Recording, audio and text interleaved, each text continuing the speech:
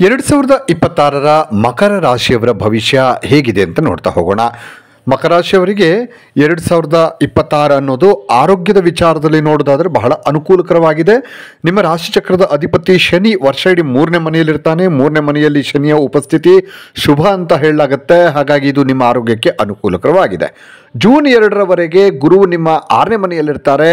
ವರ್ಷದ ಆರಂಭದಿಂದ ಜೂನ್ 2ರವರೆಗೆ ಇದು ಸ್ವಲ್ಪ ದುರ್ಬಲ ಆಗಿರುತ್ತೆ ಆರೋಗ್ಯದ ಪರಿಸ್ಥಿತಿ. ಇಂಥ ಪರಿಸ್ಥಿತಿ ಸ್ವಲ್ಪ ಹೊಟ್ಟೆಗೆ ಸಂಬಂಧಪಟ್ಟಂತಹ ಸೊಂಟಕ್ಕೆ ಸಂಬಂಧಪಟ್ಟಂತಹ ಸಮಸ್ಯೆಗಳು ಎದುರಾಗ್ತವೆ.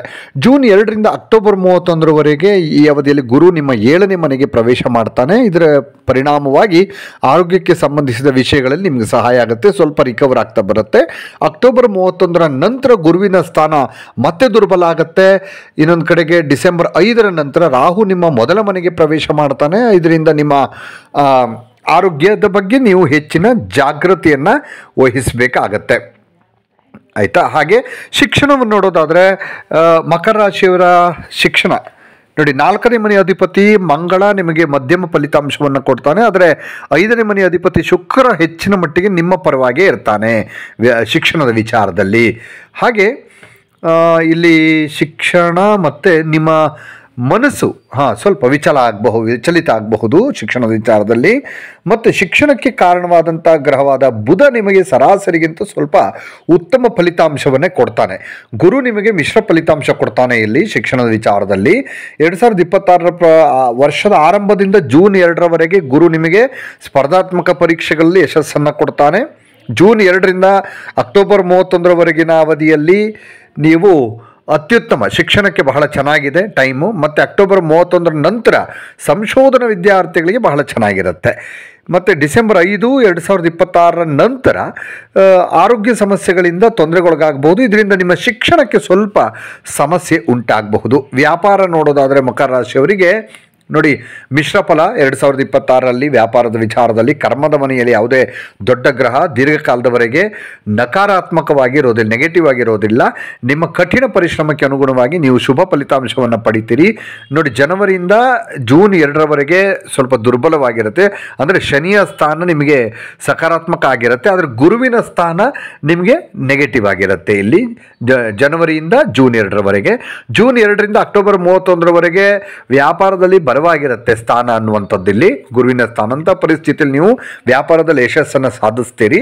ನೀವು ವ್ಯಾಪಾರದಲ್ಲಿ ಹೊಸದನ್ನು ಮಾಡೋ ಬಗ್ಗೆ ಯೋಚಿಸ್ತೀರಿ. ಮತ್ತು ಈ ಅಕ್ಟೋಬರ್ 31ರ ನಂತರ ವ್ಯವಹಾರದಲ್ಲಿ ಬಹಳ ಎಚ್ಚರಿಕೆಯಿಂದ ಇರಬೇಕಾಗತ್ತೆ.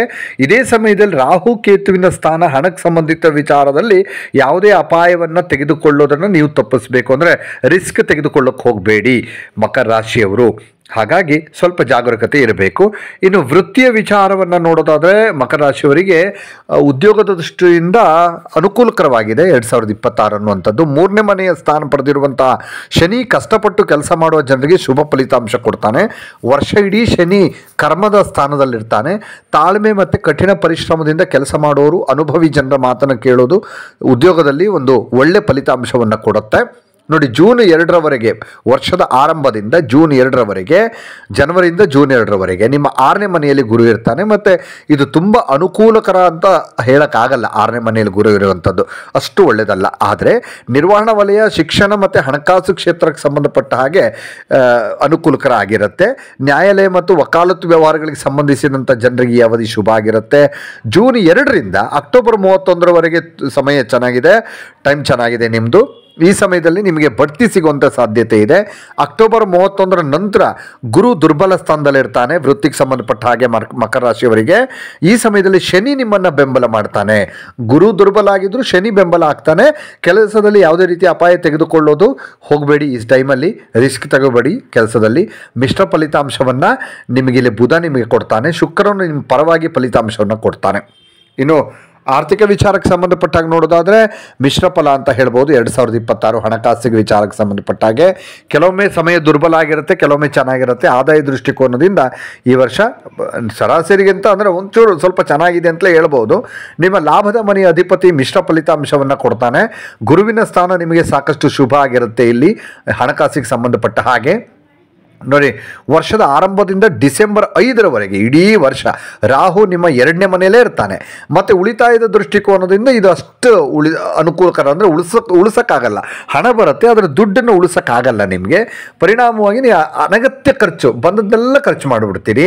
ನಿಮ್ಗೆ ಯಾವುದೇ ಹೊಸ ವಿಷಯದ ಬಗ್ಗೆ ಅಷ್ಟು ಜ್ಞಾನ ಇಲ್ಲದೇ ಇದ್ದರೂ ಹೂಡಿಕೆ ಮಾಡೋದಕ್ಕೆ ಹೋಗಬೇಡಿ. ಇದು ನಿಮಗೆ ಅಪಾಯ. ಮಕರ ರಾಶಿಯವರ 2026 ಪ್ರಕಾರ ಆದಾಯಕ್ಕೆ ಅನುಕೂಲರಾಗಿದೆ, ಆದರೆ ಅಷ್ಟೇ ಖರ್ಚು ಕೂಡ ಇದೆ. ಇನ್ನು ವೈವಾಹಿಕ ನೋಡೋದಾದರೆ, ವೈವಾಹಿಕ ಜೀವನಕ್ಕೆ ನಿಮಗೆ ಇಲ್ಲಿ ವರ್ಷದ ಮಿಶ್ರ ಫಲಿತಾಂಶ. ಇದು ಇಡೀ ವರ್ಷ ಮದುವೆಗೆ ಹೆಚ್ಚು, ಅಂದರೆ ಯಾರು ಅವಿವಾಹಿತರಿದ್ದರೆ ನಿಮಗೆ ಮದುವೆ ವಿಚಾರಕ್ಕೆ ಅಷ್ಟು ಕೂಡಿ ಬರೋದಿಲ್ಲ. ಜೂನ್ 2ರಿಂದ ಅಕ್ಟೋಬರ್ 31ರ ನಡುವೆ ಗುರು ನಿಮ್ಮ ಉತ್ತುಂಗ ರಾಶಿಚಕ್ರ 7ನೇ ಮನೆಯಲ್ಲಿ ಉಪಸ್ಥಿತನಾಗಿರ್ತಾನೆ.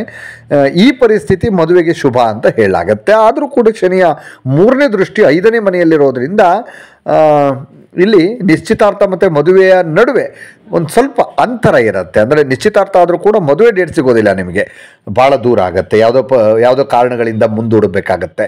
ವರ್ಷದ ಆರಂಭದಿಂದ ಜೂನ್ 2ರವರೆಗೆ ಮದುವೆಯಲ್ಲಿ ಯಾವುದಾದ್ರೂ ವಿಶೇಷ ಪಾತ್ರ ಅಂಥದ್ದೇನಿಲ್ಲ, ಇಲ್ಲಿ ಕಾಣಿಸ್ತಾ ಇಲ್ಲ.